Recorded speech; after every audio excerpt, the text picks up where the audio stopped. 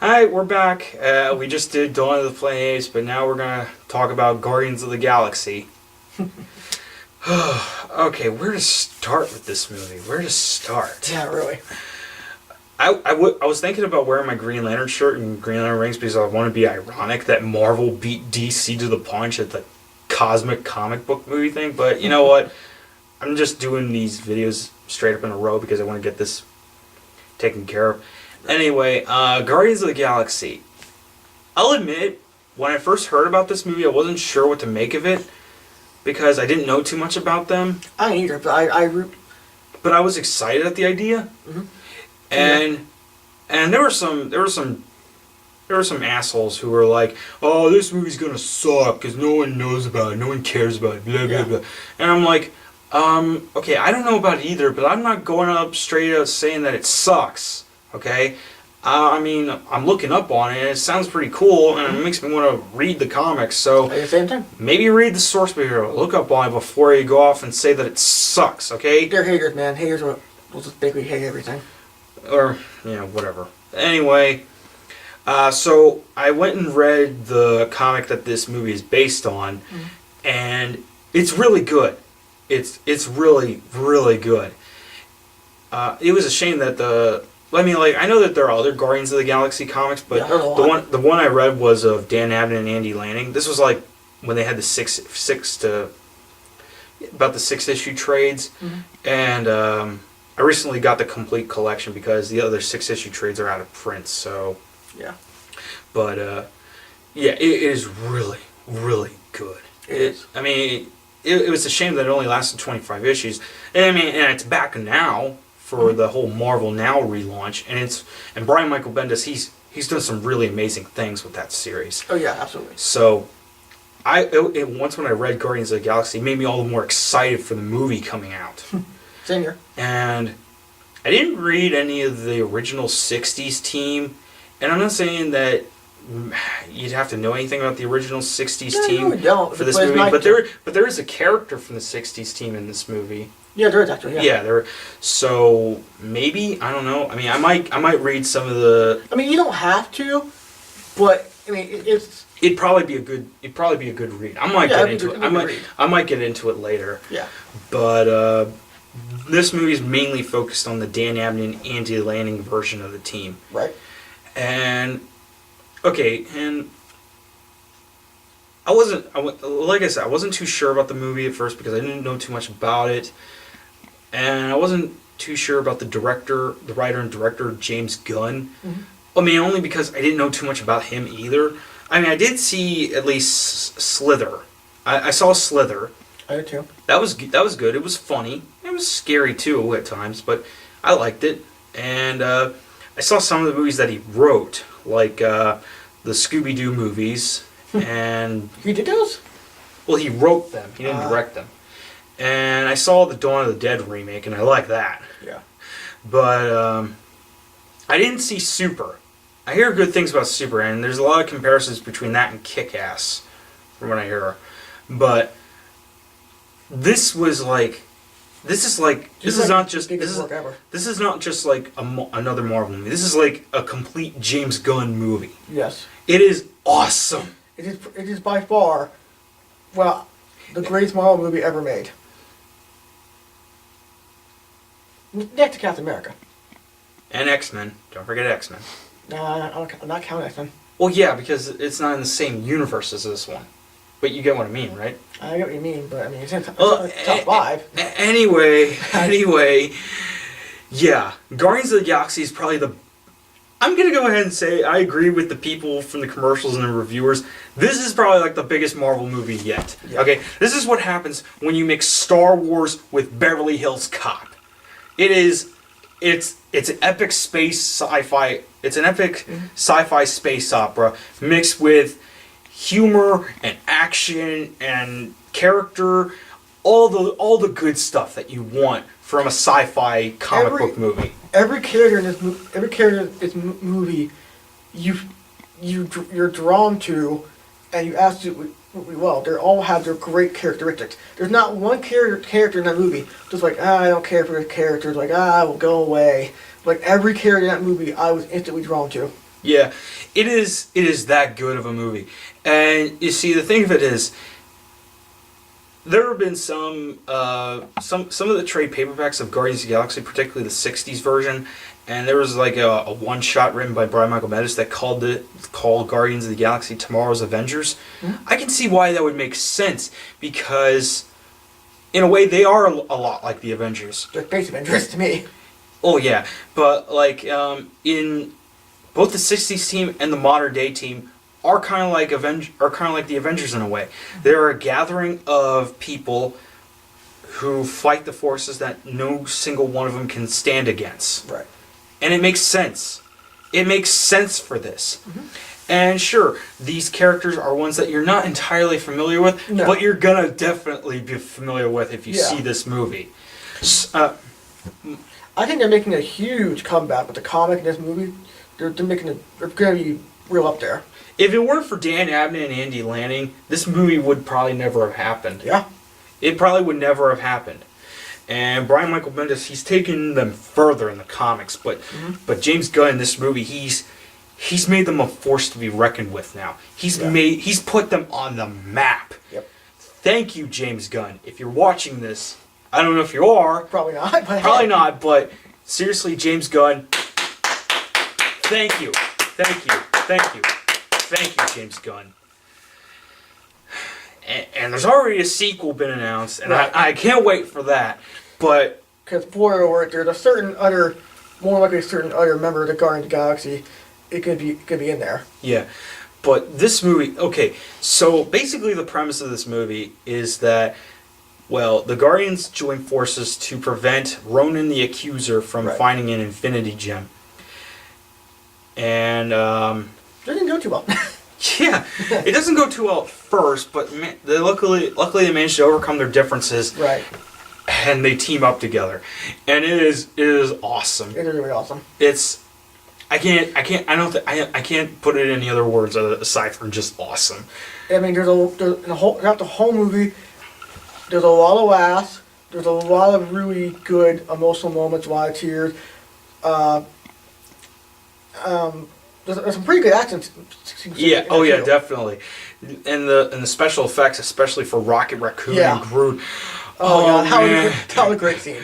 And you know what? I hate to say, I hate to sound all cutesy or weird, but Rocket Raccoon and Groot are so cute. They are.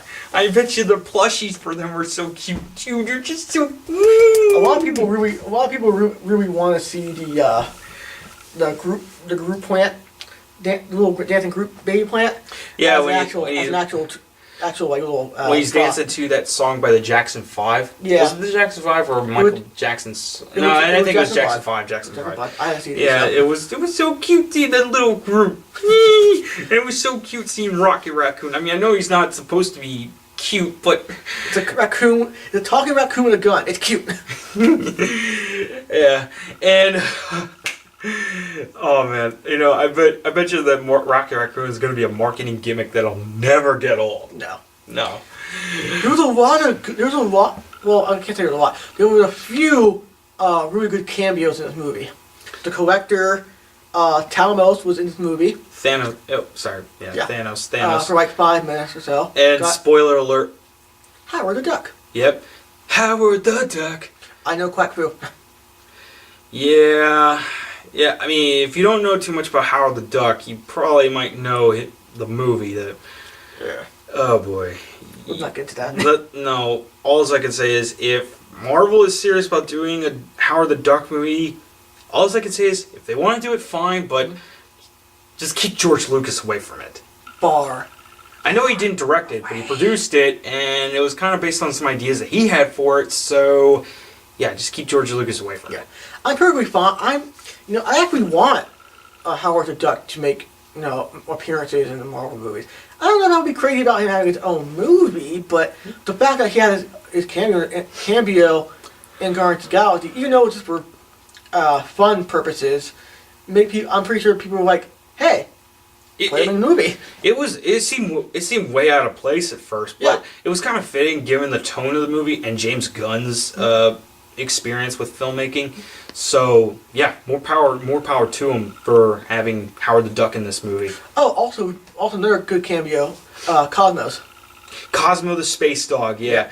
Well, I mean, he's supposed to have a bigger role in he has a bigger role in Guardians of the Galaxy comics, so I don't know if he's gonna be in the next movie, but I wouldn't be surprised if he is. Mm-hmm. So,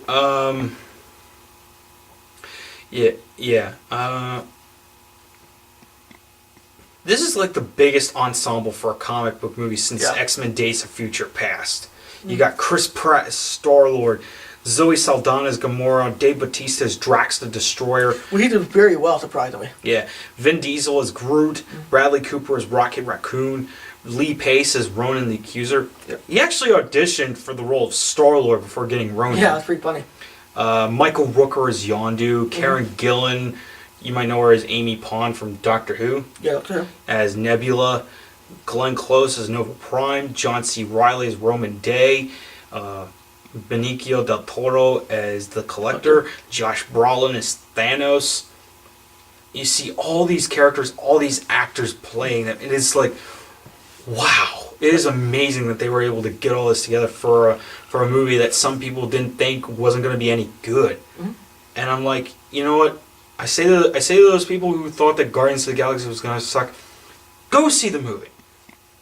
Either that or read the comic and then try to make an opinion on it. Don't just go saying, oh, it's going to suck because it's not very well known. Well, how do you know it's not very well known? Did you read it? Did you see it? Nope. You just like hitting things because you're a hater. Yeah. Or a hipster. Or a hipster, yeah. Yeah. Yeah. So, anyway, and it's... okay. Sorry, I lost my train of thought there. It's okay. Maybe we should talk about the Cocoon? No, not yet. Not yet. Okay. Let's save that for later. I love the music in this movie. Oh yeah, the music is great. Just the use. I mean, when you saw that first trailer for this movie, yeah, it was like, okay, you're seeing all this epic sci-fi space action, some humor, but then you hear something. Mm-hmm. You hear that song, and I'm like, you dance to it. I mean, it's a catchy tune. Yeah, it's "Hooked on a Feeling" by Blue Sweet. Who'd have thought that you'd see that for something like this? Mm-hmm. But then you think, okay, this is James Gunn. He's known for doing some weird and cool stuff in his movies, and it makes sense for this. Mm-hmm. And then you see the next trailer. You hear "Spirit in the Sky," right? And then "Hooked on a Feeling" again, because they know once you saw that first trailer, you're like, yeah, we are hooked on a feeling, all right. Yeah, this is our song of the movie. This is the one. And then there's that third trailer with "Cherry Bomb" by the Runaways, and all it made me think was, okay, this trailer is awesome, the song is awesome, but does this mean there's going to be a cameo by Joan Jett in this movie? No. I mean, there were definitely some all-star cameos in this movie. Mm-hmm. There was Stan Lee. Oh, and this was a blink or you'll miss it cameo. Lloyd Kaufman. He played a prison inmate in this movie. I actually met Lloyd Kaufman and talked to him. He's a really nice guy, and he's awesome. I actually went to see Return of Nukem High Volume 1, Mondo Baltimore Theater at the Wind-Up Space in Baltimore. He's amazing. He's a nice guy. And I actually took a picture with him. It's my Facebook profile pic. I actually took a picture with him. And a guy dressed up as Toxic Avenger, and he's awesome. He even said something about me. Phil loves film. I mean, I understand he was just making a joke or just trying to be funny, or just liven up the party, but he's amazing. He's a nice guy, and he got a cameo. And I know that James Gunn has worked with Lloyd Kaufman on some stuff before, but this was just amazing. And I understand Nathan Fillion has a cameo in this movie. I wasn't sure who, though. But then I heard that he voiced an alien. So, did he voice that giant blue alien that Groot kicked his ass? That would be my guess. I guess. Either that, or you one of the inmates who was what should I say? Confronted Gamora. Maybe. I don't know. I kind of thought that Nathan Fillion was going to have a different role in this movie. I mean, he's collaborated with James Gunn before, So I don't know. I don't know what. I mean, maybe I'll have to look up online, Yeah, see, you'll probably- make sure probably. who Nathan Fillion actually played in this movie. I mean, at least you know what scene he's in. Yeah, it was just a little confusing for me. And I mean, I saw his name in the credits, so he's got to be yeah. in there somewhere. And okay, yeah, and Howard the Duck. Yeah, Howard the Duck. I actually looked up that I think Seth Green voiced Howard the Duck. Yeah, Seth Green voiced Howard the Duck. Yep. It didn't almost sound like Seth Green at first, No. but I guess when I saw it the second time around, yeah, it was Seth Green, I think. Yeah. And it was just funny seeing It him was there funny. and just giving the collector, just giving the collector crap for having his collection blown up and everything. Yeah. Oh, this movie is just so colorful, It is. wild, crazy, funny that it's just so enjoyable to watch. You It just is. gotta go see it. It's one of the movies. It's one of the movies I'm pretty sure I would see again and again. Yeah. Yeah, and they already announced that they're going to make a sequel, and more power to them if they Oh are. yeah, absolutely they are. Definitely. And I heard that there's at least going to be one more character from the Guardians comics to be making an appearance in this movie. I'm hoping it's Adam Warlock. I'm pretty sure it's going to be Yeah. because spoiler alert. First in Thor: Dark World, if you stay after the credits, you'll note a cocoon in the case of the collectors. That cocoon is the same cocoon that contains Adam Warlock. Now I don't know the entire background story of Adam Warlock, but I do know the cocoon is basically his imprisonment for his alternate evil side, Magus. madness, and in order for him to awaken out of the cocoon, he needed to absorb energy. So, in Guardians of the Galaxy, at the ending scene, his cocoon is split open and broken apart with all the destruction, and Howard the Duck is there by it. Now, the reason I think it exploded and broke apart is because, spoiler alert again, when the Infinity Gem reached all that energy, it was more enough energy for Adam Warlock to absorb and break out of his imprisonment. Yeah, basically Adam Warlock is sort of like the space Jesus of Yeah. Marvel Comics. I He's think pretty powerful. I don't know, I don't know if it was his creator, the guy who created him for his comic creator, but he said he took inspiration from Jesus Christ Superstar when creating Adam Warlock in the I could see that. 70s. I could see that. I haven't read Adam Warlock's comics, but if he's going to be in the sequel, I hope he comes back. I hope he appears in the sequel. Yeah. And I hope he makes a comeback in the comic.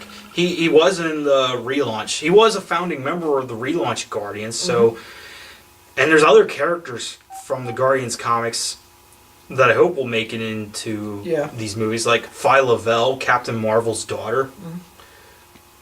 So who knows what could happen? But this is a movie that is a must see. Yeah. Definitely go see this movie. Absolutely, yeah.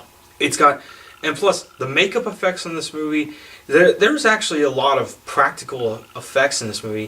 From what I heard, some of the people who did like the makeup and other effects from the original Star Wars movies were on this too. I do that too. Oh, and Michael Rooker as Yondu. Yeah. I was so excited when I heard that Michael Rooker was attached to this movie. I mean, yeah, he's a James Gunn collaborator, but just the fact that he was in this movie. At first it was rumored that he was going to play Rocket Raccoon, but then he's actually playing a different character. He's playing a character, Yondu Udonta, and for those who don't know, he was actually a member of the original Guardians team from the 60s, and he hasn't appeared in a comic since the 90s, but I'm sure that, they've actually announced that I've seen previews for a new comic called Guardians 3000, which focuses on the original Guardians team. Because the original Guardians team, their adventures took place in the 30th century. Right. So, who knows what could happen. But he was so awesome in this movie. He had a job. I mean, I can understand why he wasn't a main member of the team, but it was great that he was in this movie. Yeah. And I wasn't sure quite exactly how his weapon worked. I mean, I didn't read the original Guardians of the Galaxy comics. Like I said, I only read the modern version. But yeah, in the original comics, he uses a bow and arrow. Mhm. It was sort of like a whistling arrow. He's able to control by whistling, but he doesn't use a bow in this movie. But he does have a whistling arrow, and it was just amazing how he was able Yeah, with the amazing. things he could do with it.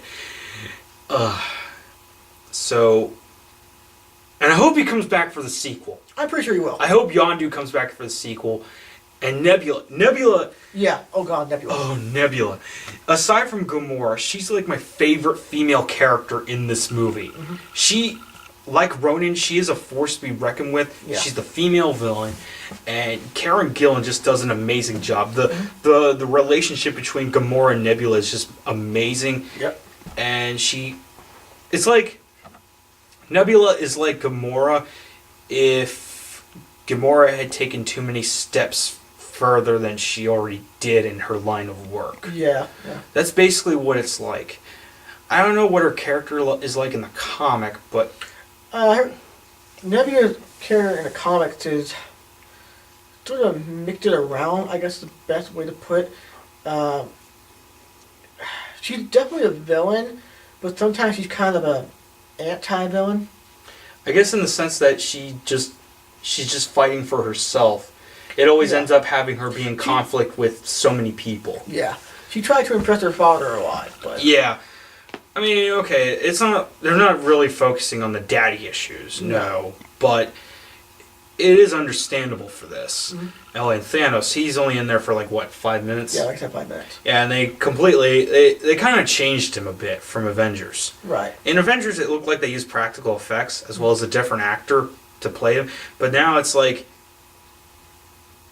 he looks a little different. Just, okay, a lighter shade. I mean, in no the longer Avengers, CGI effect. he was like a mix of purple and pink, maybe magenta, I guess. Yeah, I think that's the best way to put it. Yeah. But in this one, he's like Full on light purple. Yeah. Yeah, and you can actually see Josh Brolin's face in there. Yeah. So, for those thinking that Thanos was going to be the main villain, not exactly. He's more like he's like the Emperor. He's like the Emperor from Star Wars. He's more like behind the scenes, appearing in holograms or Yeah, appearing in person. He's just working behind the shadows, and this will get resolved in an upcoming movie, probably Avengers 3. Ronan, the Accuser, on the other hand, Yeah. whoa, Really? this guy was psychotic. Mm-hmm. He's like, I know more about Ronan the Accuser than I do for Thanos. But yeah, he was a great villain in this movie. yeah. No, I understand the comics. They've moved him from being a villain to more of a anti-hero. Yeah. And I understand why they couldn't do that for this movie. I think the best. And I hope that maybe, possibly, Ronan the Accuser could come back for a sequel. Because as we've seen from past Marvel movies with the Infinity Gems, how do we know for sure if they're dead or not? Right. I mean, one thing that they've said in comic books, or for superhero comics rather, if there's no corpse, the guy's alive. Yep. Or somewhere else. Who knows? Yeah. Yeah, I wouldn't be surprised if Red Skull actually came back in Avengers 2. Or Captain America 3. Yeah. Who knows? But yeah. So that's all we got to say on Guardians of the Galaxy, unless we got anything else. No, I think I'm good. Nope. Yeah, alright. Well, see you later.